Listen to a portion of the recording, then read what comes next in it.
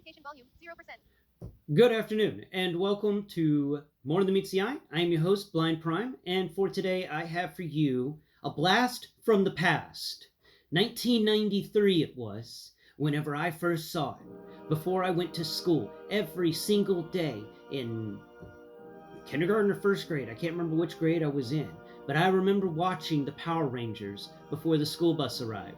I remember being amazed by the Megazord and always wanting a Megazord. And little Matt never got a Megazord. Never got a Megazord. Little Blind Prime never got a Megazord. It was always upsetting. But, you know, c'est la vie. Such is life. Sometimes you don't get the Megazord.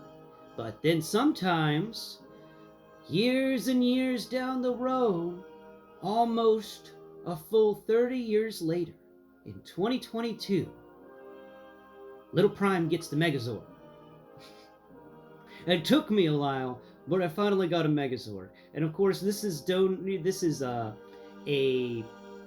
not a donation.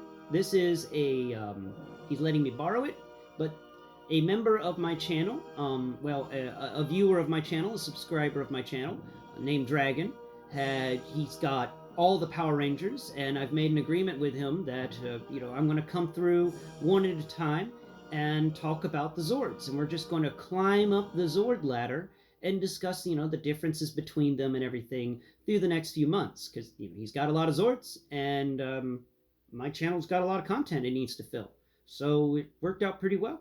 And the only thing I have to do is make sure I don't break them, and do some videos on them, and then give them back, and he'll give me the next level up. He's even got the Shogun Zords. Oh, guys, I am super excited about the Shogun Zords. I didn't even know they sold them in America. They were only there for a few episodes in the TV show, but they exist, and he has them. I'm just pins and needles. Okay, so these More Than Meets the Eye episodes are going to be a bit different than normal. So I'm going to talk about all of what you see in front of you for the Power Rangers stuff, and then I'm going to quickly, and not verbally, assemble it into its Megazord. And then I'll talk about the Megazord. Then I will make a blind builds episode where I verbally instruct how to assemble the Megazord, so that I can get both all of this with all these little Zords and the Megazord into one More Than Meets the Eye episode, and then not worry about being verbal, because I have an entire episode, blind builds, where I can focus on the verbality of the transformation and really get technical with things and point out places where you should be careful and stuff like that. So in that regard, let's begin. So first off, we're going to talk about the Pterodactyl because, well, she's the weakest one. But we're going to first clean my space. So everybody was out here for the showcase for the beginning of the episode, and we're just going to move them around. All right, there you go. There you go, Billy. All right. And you go, Kimberly. Zach, you can go over here. Oh, no. Okay. All right. And then we'll talk about Jason's first. So T-Rex goes first. Now, the T-Rex stands at a grand total of, here we go. Get him right there in front, and we're going to do it by the top of the head, because I always go by the top of the head. So there's the top of the head, and that is 17, 18, 19, 20, 21, 22, 23. 23 studs tall. He stands at 22 studs long. We can see on the measurement here. I've already measured him before. 22 studs long, and he is quite a few studs wide when in comparison to others of his kind. He's 10 studs wide. So there we go, 10 studs wide. And now we'll talk about first off, we're going to bring out the Bumblebee, because I love my Bumblebee. Here we go, Bumblebee. Well, me and Bumblebee are in a love-hate relationship. Here he is. Bumblebee stands. There you go, right there. Bumblebee is smaller than the T-Rex. Well, of course he is, but it's important to have that visual aid for you who need visuals. But for those of you who don't, Bumblebee he can stand beneath the T-Rex at around where these clicky arms are. So set Bumblebee off to the side, and we'll talk about articulation and molding. So molding wise, he's got little T-Rex eyes that you can feel that they managed to mold in there. And he's got these really nice teeth. They're individually molded shark teeth. They actually, can bite down and hurt. So, be careful. This is before toys were super safe, where they would have done things like rounded those down a bit more. But yeah, those are some nice teeth, and the jaw can move, and the head can bob up and down like he's listening to some nice music. Do do do do do do do. All right. No. Articulation in the arms. He's got 3 points of movement: the downward position, the middle position, and then the upward position. And so he hangs out in the middle position, but due to the strong ratchets on this, there's only 3 positions that can exist in. The legs, the knees can pull a 90 in both directions. They are only single jointed knees, but you can only have him standing in one particular way to do the knees, which is what I have him right here, which makes him at like a 45-degree angle roughly. The tail has no articulation, it's just a tail. It can't even like waggle or anything like that. And yeah, that's the T-Rex. He's remember 1993. This is before Toy Biz blew the world away with its freaking 56 articulated Spider-Man or something like that. This is back in the day where kids were happier with the ability just to move the arm up and down. This was requires imagination toy. So now we'll move over to Zach in the Mastodon. Set the T-Rex over there. So Mastodon here, his only point of articulation is his nose. The trunk can go really far down. You have to get him to the edge of something like my little platform here to get the trunk to go all the way down, or it goes up. And that's it with his articulation. His legs don't move. If you move the back ones, they can move, but it will pop out the storage for the 2 cannons for the Megazord, which chill on his back. I'm not quite sure if that's where they belong, but they did fit there really, really well. So that's where they belong, in my opinion. Let's talk about his height and stuff. Molding-wise, the trunk is very well molded. It feels like, some weird robot elephant trunk. And the tusks are decently molded. There's a little bit of hollowness at the edges of the trunk, at the edges of his tusks, but that's about it. And yeah, it's a decent little guy. So we'll get the sizing chart out here. Let's get the sizes down. So size-wise, he stands at, just 12 studs long. And, well, if we count towards his head, though, we count the head, not the feet, and I'm not going to count the trunk. So he stands 16 if you count the head. The head's actually pretty wide, or long. Width-wise, he is a nice 8. Beautiful, beautiful. And height-wise, he stands at a 11, 12. He stands at a 12 high. Here's the Bumblebee. Let's get him out here real quick for a little bitty size comparison. Here we go. No, Bumblebee. Oh yeah, Bumblebee. Can you just can you ride him? Let's see. Bumblebee can ride. Yeah, you can kind of ride the Mastodon, Bumblebee. I don't think it works well for you, but you can kind of ride the Mastodon. I think you ride it better if you do this. Oh yeah, there you go. Bumblebee, surfing Mastodon. Alright. So, we'll do a nice side-by-side, because I didn't do that really. Oh, okay, we're just going to set Bumblebee off to the side here, and we're going to cut our fingers across the top of his shoulders, and the top of Mastodon's shoulders and the top of Bumblebee's head are basically on the same plane. So there you go. Alright, Mastodon, you can go off to the side. And we're now going to bring out Trini. Where are you at, Trini? With your saber-tooth tiger. Here you are. Look at that. Beautiful saber-tooth tiger right here. I do like the saber-tooth tiger. I think it's cool that it stands so far up above everything else because of its long legs. But at the same time, it has less articulation. It doesn't have really great articulation at all.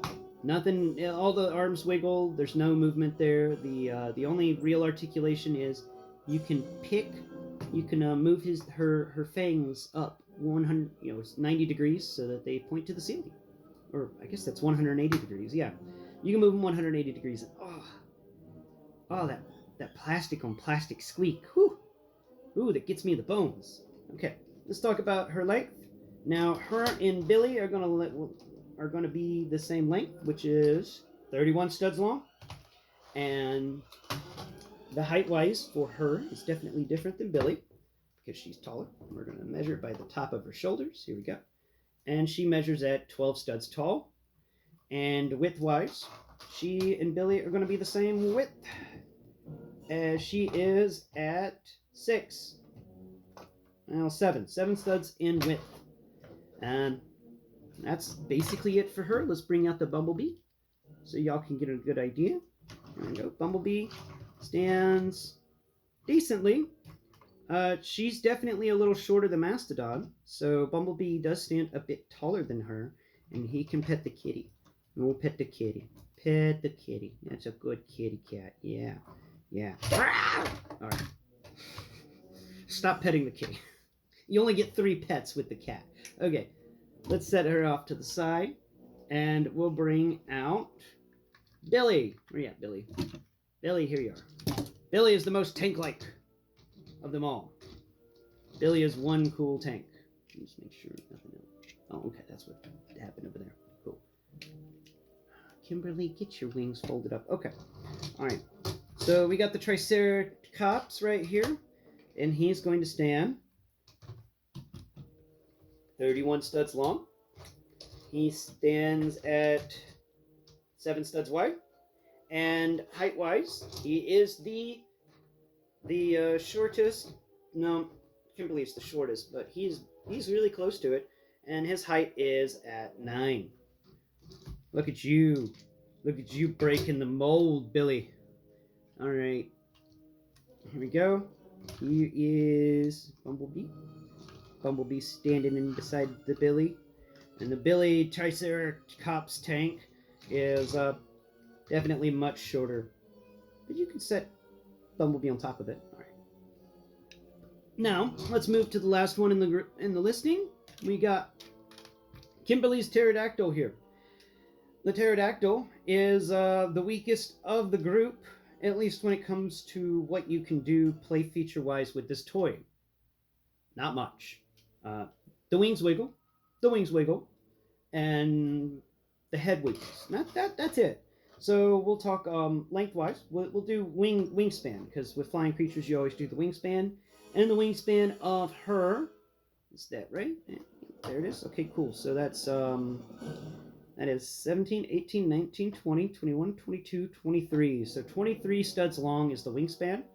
Lengthwise on her from feet to head is there. Yeah, right there. Okay, cool. So feet to head is 10, 11, 12. So 12 studs long, feet to head. And it's kind of stupid to do it, but I'm going to do it anyway. Height-wise, how far off the ground does this thing get? And this thing gets... is that right? Actually a little bit taller than I thought you were, but, still. 1, 2, 3, 4, 5, 6. Okay, so she's 5 studs. 5 studs off the ground with her height. That's not too bad. I mean, she still loses because Billy is still taller. But, yeah, let's bring out the Bumblebee so you can get an understanding of Kimberly's, the Pterodactyl's height. It can come over here, and it can balance on top of the Bumblebee. Okay, or you can reenact that scene from the 4th movie where Bumblebee rode a pterodactyl, except it's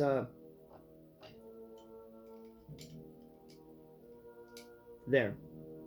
Wow! Yay! It's so exciting. Okay, I didn't want to do much with that because I'm really worried about breaking the pterodactyl, so we're not going to really screw with it too much. It seems to be the most fragile one out of the bunch. And for those of you who are going, wait, but the Triceratops doesn't have 2 horns. Why are the horns missing? Well, whenever my friend Dragon brought it over, and we were talking about it, I was messing with the Triceratops, and the horns fell off.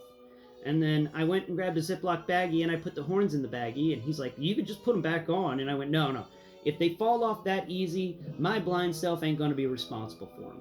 So they're sitting in a bag that's in the box that everything came with, so that it all stays together. Because the Dragon's done a good job about keeping this stuff around for as long as he has, and I'm not going to be the one to ruin it.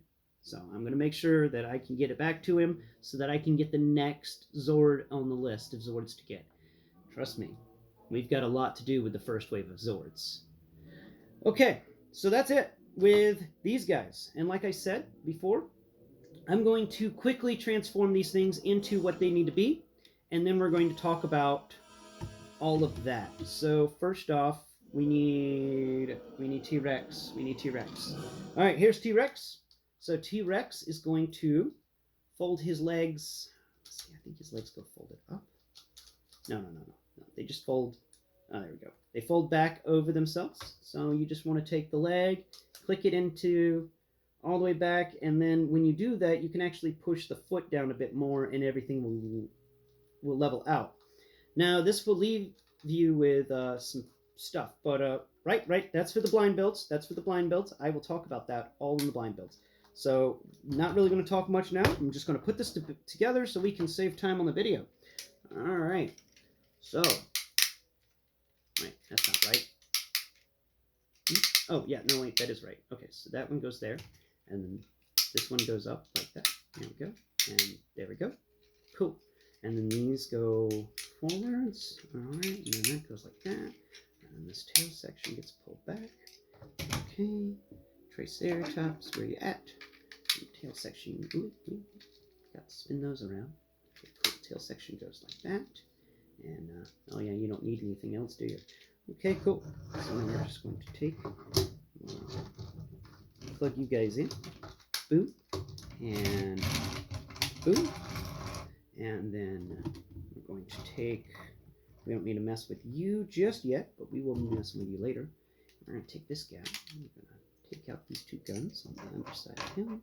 We're going to yank his head off. We're just going to go ahead and put his head down in here because that's where it belongs. We're doing tank mode first. Wait, how's the head fit in there? Alright, this to go up, and then that goes like that, right? Or do they go down? Okay, and then that goes like that. Cool. Alright. I think it just sits there. Alright. I remember in the TV show this thing was supposed to be there. I think it just sits there. So we're just gonna set it there. Like I said, guys, I am not a person who understands this thing completely yet, but I'm getting most of it. So we're just gonna set the head in there. And move these arms back up, I guess. Cool. So that's the head of the Mastodon. We took out the back guns. There they are. Now the Mastodon splits. How do you split? You do split. You like to split. But you like to split the right way, not the wrong way. Splitting the wrong way is bad. All right, you gotta spin these guys down and out. And then there it goes. And there it goes. Okay. Some of these stickers are really, really old. Okay. Wow.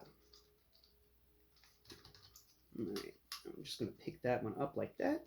We're going to pick that one up like that. And then this is going to come around to the back. Lower your tail, T-Rex. Get your tail out of the way. We don't need your tail here right now. Get that tail out of here. That tail's not important at the moment. Alright, now we're just going to slide this into the back somehow. This should just pop in there, right? Yeah. So, boom! Look at that. Just pops in real easy. Man, this thing is easy to put together. Okay.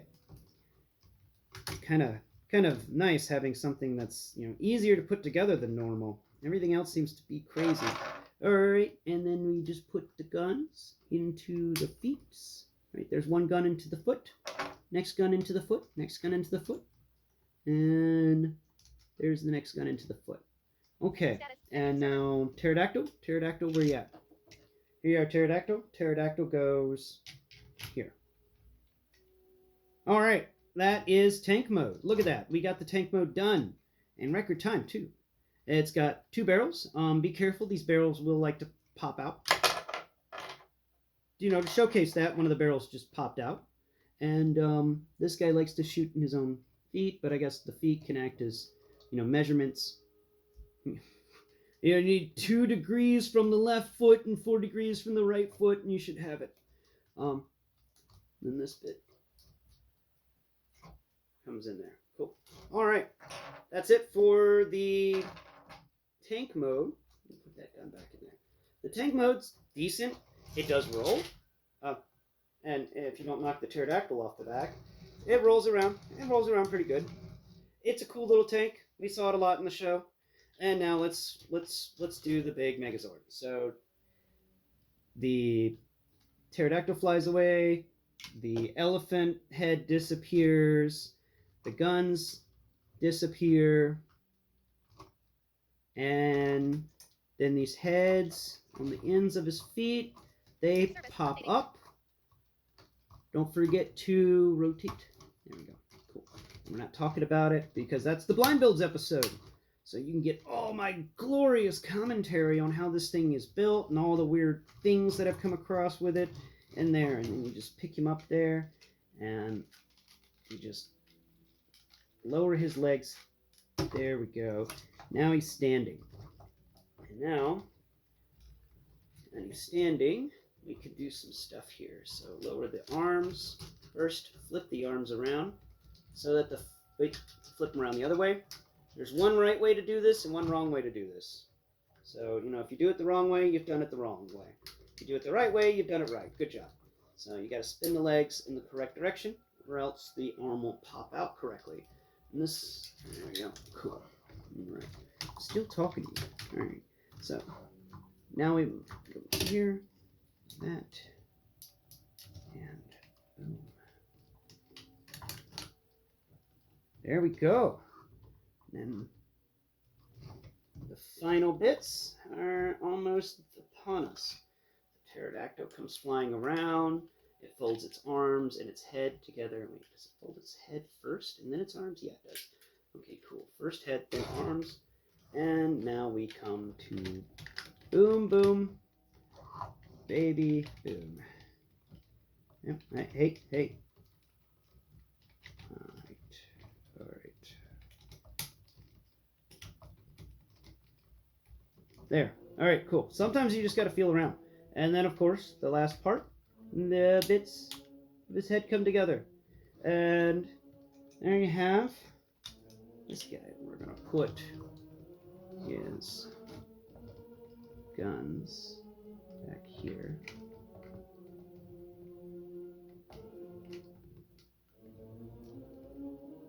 And then this gun left back. There we go. 2. Alrighty. So now we have our Megazord. And we can put the head of the Mastodon in the Megazord's hand here. Just pick his hand up and then sit the Mastodon there. And then we could put the giant freaking sword in his other hand. And there you have it. Megazord! So the Megazord is, well, he is a beast. That's to say the least. Structure-wise, they did a good job connecting everything together. It's not going to fall apart easily, except for maybe this front shield. And articulation-wise, you're looking at it. The arms can move up and down.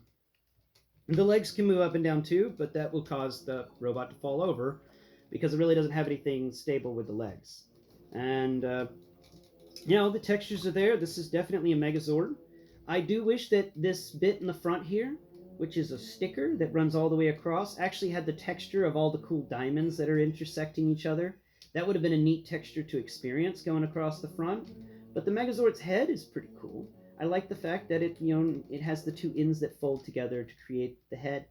And that's really neat. Like, you can fold these 2 back to experience Megazord light. Like, this is him without all of his crazy power. And this allows you to get a good understanding of the head sculpt. And it's a really decent head sculpt. They did a good job.